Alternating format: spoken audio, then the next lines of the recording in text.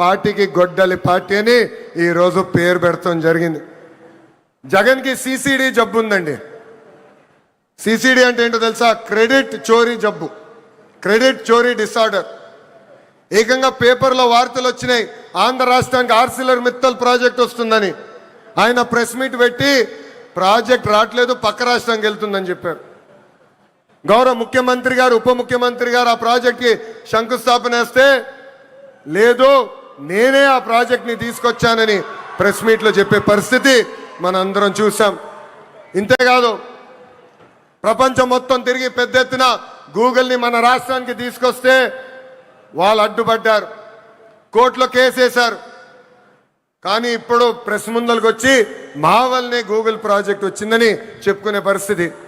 ఇంకా కొన్ని సంవత్సరాలు పోతే ఆగస్ట్ 15 నాడు భారతదేశానికి స్వాతంత్రం తీసుకొచ్చింది మా తాత అని చెప్పుకునే పరిస్థితికి సిసిడి జగన్ వస్తాడు. జగన్ కొన్ని కంపెనీలు తీసుకొచ్చాడు. ఆ కంపెనీ పేర్లు మనందరం మర్చిపోయాం. ప్రజలందరూ ఒక్కసారి గుర్తు చేయాలనుకుంటున్నా. ఆ కంపెనీ పేర్లు Andhra gold, president medal, gold medal. అలాంటి కంపెనీలు తీసుకొచ్చిన చరిత్ర ఆ పార్టీది.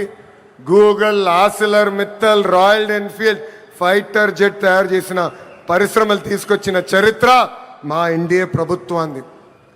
చిన్నప్పుడు 10th క్లాస్ పేపర్ లీక్లో టీచర్లు జగన్ని చితకబాదారంట.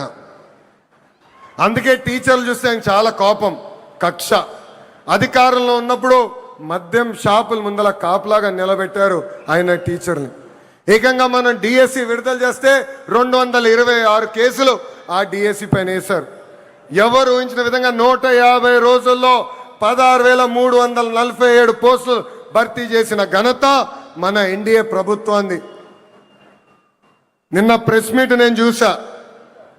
జగన్ నన్ను ప్రశ్నించట్లేదు, గౌరవ ముఖ్యమంత్రి చంద్రబాబు నాయుడు గారిని ప్రశ్నించట్లేదు, ఆంధ్ర రాష్ట్ర ప్రభుత్వాన్ని ప్రశ్నించట్లేదు.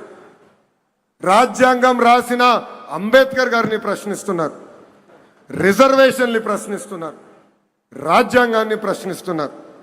అందుకే ఈ సభాముఖంగా జగన్కి నేను హెచ్చరిక జారీ చేస్తున్నా. మీరు ఎన్ని జన్మలు ఎత్తినా డిఎస్సి పూర్తి చేసి ఇచ్చిన హామీ నిలబెట్టుకున్న ఘనత మాది.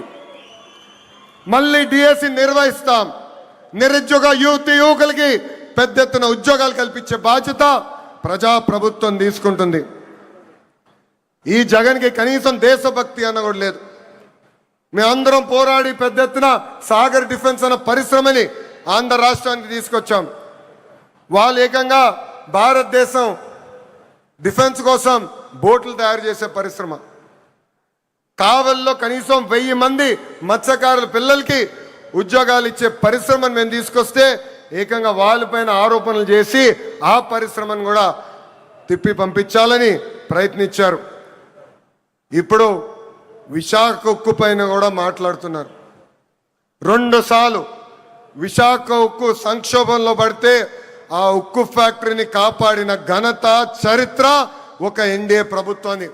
ఆనాడు ప్రధానిగా నరేంద్ర మోడీ గారు, ముఖ్యమంత్రిగా చంద్రబాబు నాయుడు గారు ఇద్దరు కలిసికట్టుగా పోరాడి విశాఖ ఉక్కుని ఒక్కసారి కాపాడారు. దాని ముందల వాజ్పేయి గారు ప్రధానమంత్రిగా ఉన్నప్పుడు, చంద్రబాబు నాయుడు గారు ముఖ్యమంత్రిగా ఉన్నప్పుడే మళ్ళీ విశాఖ ఉక్కుని మనం కాపాడుకుంటాం జరిగింది. మన విశాఖ ఉక్కులో